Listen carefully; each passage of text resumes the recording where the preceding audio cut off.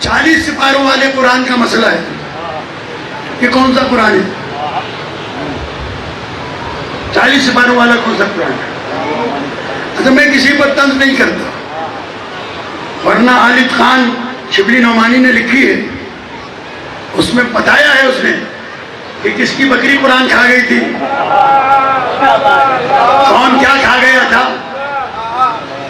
ہم امیر المومنین کے ماننے والے ہیں، علی علیہ السلام کے ماننے والے ہیں، ہمارا ایمان ہے کہ القرآن مع علی و علی مع القرآن، اگر قرآن سمجھنا ہو تو علی سے سمجھو، اور اگر علی کو سمجھنا ہو تو قرآن سے سمجھو۔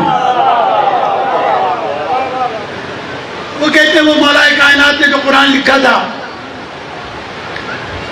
وہ تمہارا امام زمانہ لے کے غار میں چلے گئے، کب آئیں گے؟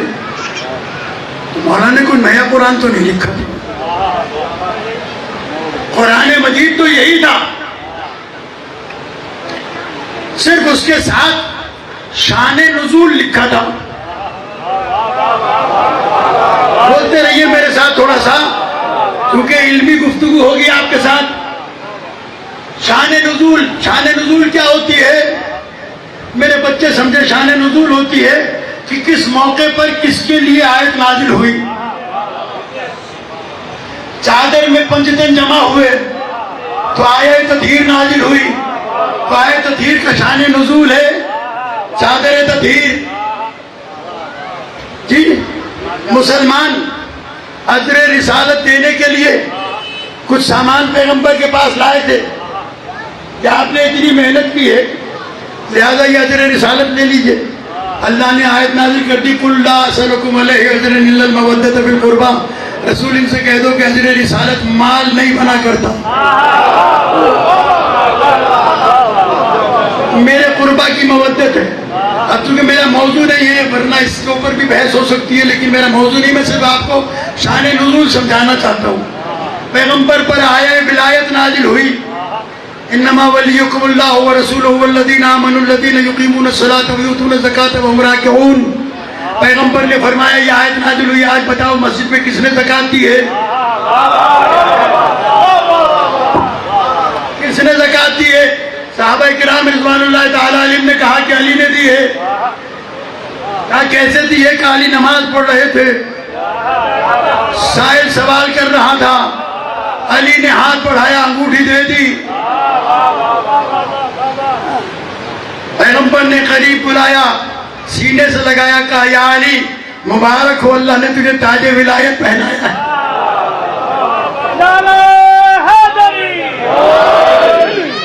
اب دونوں ہاتھ بلند کر کے نعرہ حیدری، سلام پڑھیں باواز بلند محمد و آل محمد۔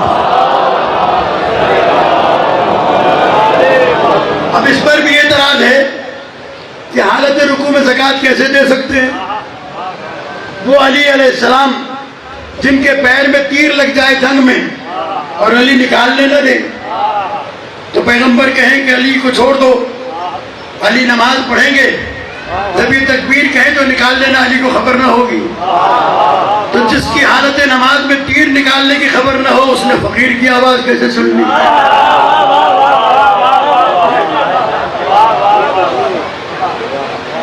تو تاریخ نے لکھا سائل نے 3 مرتبہ سوال کیا مسجد کے دروازے پر کھڑے ہو کر، ہے کوئی جو اللہ کی راہ میں مجھے زکات دے؟ پہلی آواز پر بھی علی نے انگوٹھی نہیں دی، دوسری آواز پر بھی نہیں دی، تیسری آواز پر بھی نہیں دی، چوتھی مرتبہ سائل نے ہاتھ اٹھائے، کہا ہے بھائی لا گواہ رہنا، مسلمانوں کی بھری مسجد سے خالی ہاتھ جا رہا ہوں۔ تو علی کی روح وہاں تھی، سن لیا، جب تک وہ مسجد والوں سے کہتا رہا علی کو پتہ نہ چلا، جب اس نے اللہ سے کہا تو علی نے سن لیا۔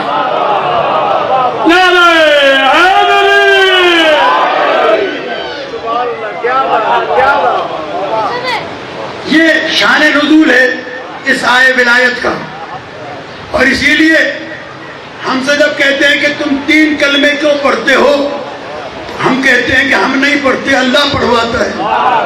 اللہ نے کہا انما ولیکم اللہ لا الہ الا اللہ ورسولہ محمد الرسول اللہ والذین آمنوا الذین یقیمون الصلاة ویؤتون الزکاة وہم راکعون. اللہ نے بھی جب علی کی ولایت بیان کی تو اتنی لمبی، ہم بھی اتنی ہی لمبی بیان کرتے ہیں. وَمَسِيحُ رسول اللہ وَخَلِيفَتُهُ بِالْعَبَاسِ. یہ تو اللہ کی طرف سے ہے.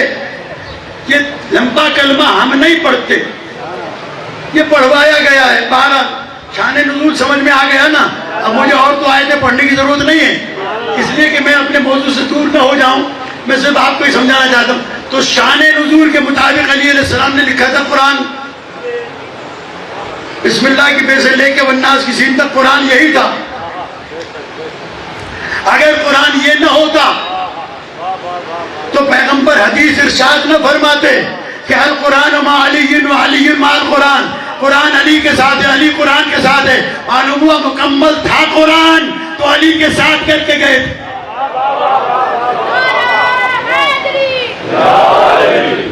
جناب علی اس زمانے میں فوٹو کاپی مشینیں نہیں تھی کہ پیغمبر نے قرآن کو چھپوا کے پیغمبر نے علی کو دیا ہو کہ جیب میں رکھ لو. علی قرآن کے ساتھ ہے اور قرآن علی کے ساتھ ہے. یہ حدیث اس لیے ارشاد فرمائی تھی کہ جب علی کوئی کام کرے تو سمجھو حکم قرآن ہے، تو جب علی چپ ہو جائے تو سمجھو کہ حکم قرآن ہے. علی کا اٹھنا بیٹھنا بولنا جاگنا سونا سب قرآن کے مطابق ہے. علی کا ہر عمل. اس لیے ہم کبھی بھی علی علیہ السلام کے عمل پر اعتراض نہیں کرتے، اس لیے کہ علی کے عمل پر اعتراض کرنا قرآن پر اعتراض کرنے کے برابر ہے. ہم اس علی پر ایمان رکھتے ہیں، اس علی کو اپنا امام مانتے ہیں، اس علی کو اپنا مولا مانتے ہیں کہ جو یہ اعلان کر رہا ہو قرآن مجید کے بارے میں کہ اگر علی کے گھوڑے کی چابک، گھوڑے کو مارنے والی ڈنڈی چابک گم ہو جائے تو میں کسی سے نہیں پوچھوں گا کہ میرے گھوڑے کی چابک کہاں ہے. میں قرآن کھول کر قرآن سے پوچھوں گا. کیوں؟ اس لیے کہ قرآن کا دعویٰ یہ ہے کہ ہر خشک و تر کا ذکر قرآن میں ہے، تو میرے گھوڑے کا چابک خشک و تر سے باہر تو نہیں ہے.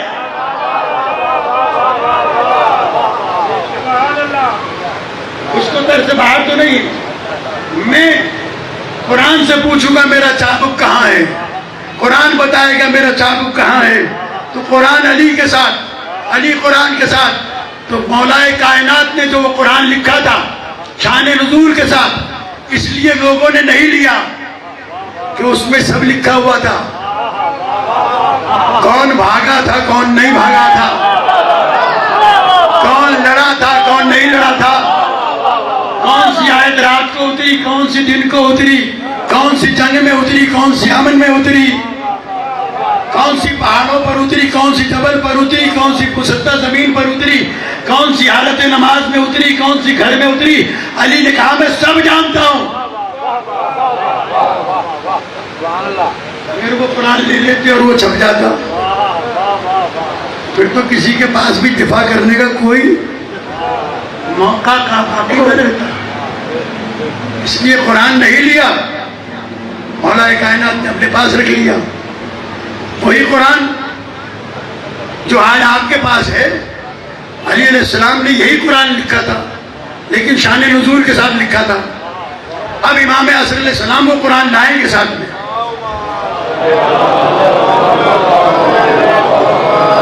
لیکن ہم اسے کافر سمجھتے ہیں جو اس قرآن پر جو آج موجود ہے ہمارے پاس ایمان نہ رکھتا ہو. وہ نجس ہے، وہ مسلمان نہیں، مسلمان نہیں ہے جو اس قرآن پر ایمان نہ رکھتا ہو. کیوں کہ میرے مولا نے جو قرآن کا ساتھی ہے نہج البلاغہ میں اعلان کیا کتاب اللہ بین اظہرکم لا یعی لسانہ. شیعہ نہج البلاغہ پڑھ رہا ہوں، یہ علی علیہ السلام کا کلام ہے. اس کا ہے علی علیہ السلام کا کلام ہے نا. آپ شاعروں سے تو کہتے ہیں فلاں کی ربائی سنا دو، فلاں کا کلام سنا دو، نوئے خانوں سے کہتے ہو فلاں کا کلام سنا دو. کبھی مولوی سے بھی کہا کرو کہ ہمیں مولا کا کلام سنا دو.